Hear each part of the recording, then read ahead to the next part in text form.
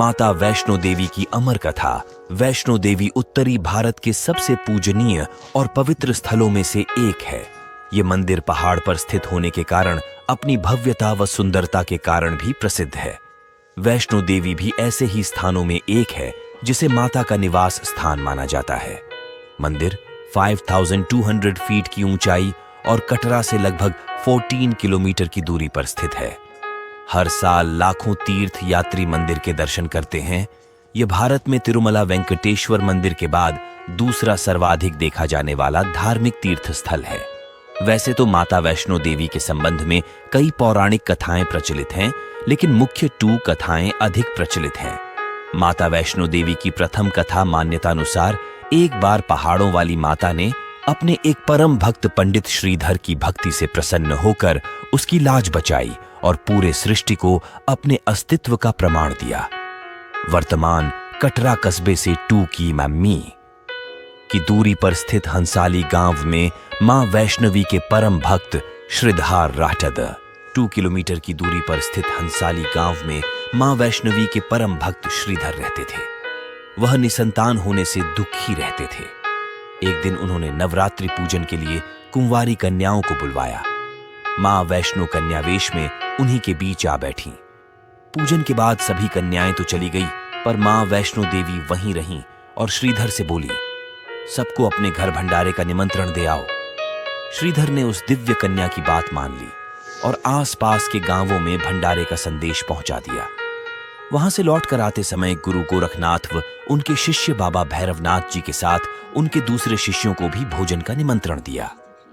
भोजन का निमंत्रण पाकर सभी गांववासी अचंभित थे कि वह कौन सी कन्या है जो इतने सारे लोगों को भोजन करवाना चाहती है। इसके बाद श्रीधर के घर में अनेक गांववासी आकर भोजन के लिए एकत्रित हुए। तब कन्या रूपी मां वैष्णो देवी ने एक विचित्र पात्र से सभी को भोजन परोसना शुरू किया।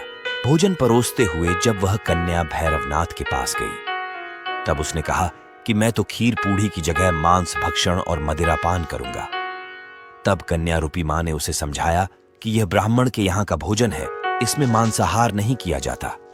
किंतु भैरवनाथ ने जानबूझकर अपनी बात पर अड़ा रहा। जब भैरवनाथ ने उस कन्या को पकड़ना न चाहा, तब मां ने उसके कपट को जान लिया। मां ने वायु रूप में बदलकर त्रिकूट पर्वत की ओर उड़ चली। भैरवनाथ भी उनके पीछे गया। माना जाता है कि मां की रक्षा के लिए पवन पुत्र हनुमान भी थे।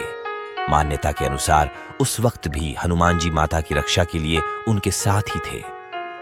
हनुमान जी को प्यास लगने पर माता ने उनके आग्रह पर धनुष से पहाड़ पर बाण चलाकर एक जलधारा निकाला और उस जल में अपने केश धोए। आज ये पवित्र जलधारा बाण गंगा के नाम से जानी जाती है, जिसके पवित्र जल का पान करने या इससे स्नान करने से श्रद्धालुओं की सारी थकावट और तकलीफें दूर हो जाती हैं। इस दौरान माता ने एक गुफा में प्रवेश कर 9 माह तक तपस्या की। भैरवनाथ भी उनके पीछे वहां तक आ गया। तब एक साधु ने भैरवनाथ से कहा कि तू जिसे एक कन्या समझ रहा है, वह आदिशक्ति जगदम्बा है, इसीलिए उस महाशक्ति का पीछा छोड़ दे। भैरवनाथ साधु की बात नहीं मानी। तब माता गुफा की दूसरी ओर से मार्ग बनाकर बाहर निकल गई। यह गुफा आज भी अर्धकुमारी या आदिकुमारी या गर्भजून के नाम से प्रसिद्ध है।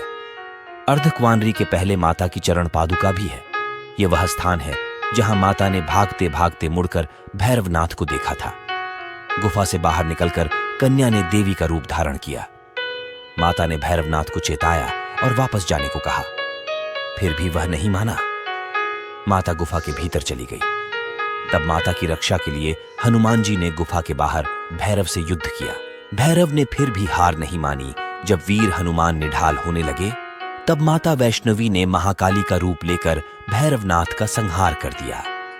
भैरवनाथ का सिर कटकर भवन से 8 किमी दूर त्रिकूट पर्वत की भैरव घाटी में गिरा। उस स्थान को भैरवनाथ के मंदिर के नाम से जाना जाता है। जिस स्थान पर मां वैष्णो देवी ने हट्ठी भैरवनाथ का वध किया, वह स्थान पवित्र गुफा अथवा भवन के नाम से प्रसिद्ध है। इसी स्थान पर मां काली दाएं, मां सरस्वती मध्य और मां लक्ष्मी बाएं पिंडी के रूप में गुफा में विराजित हैं। इन तीनों के सम्मिलित रूप को ही मां वैष्णो देवी का रूप कहा जाता है। इन 3 भव्य पिंडियों के साथ कुछ श्रद्धालु भक्तों एवं जम्मू कश्मीर के भूतपूर्व नरेशों द्वारा स्थापित मूर्तियां एवं यंत्र इत्यादि है। कहा जाता है कि अपने वध के बाद भैरवनाथ को अपनी भूल का पश्चाताप हुआ और उसने मां से क्षमादान की भीख मांगी। माता वैष्णो देवी जानती थीं कि उन पर हमला करने के पीछे भैरव की प्रमुख मंशा मोक्ष प्राप्त करने की थी। उन्होंने न केवल भैरव को पुनर्जन्म के चक्र से मुक्ति प्रदान की, बल्कि उसे वरदान देते हुए कहा कि मेरे दर्शन तब तक पूरे नहीं माने जाएंगे जब तक कोई भक्त मेरे बाद तुम्हारे दर्शन नहीं करेगा।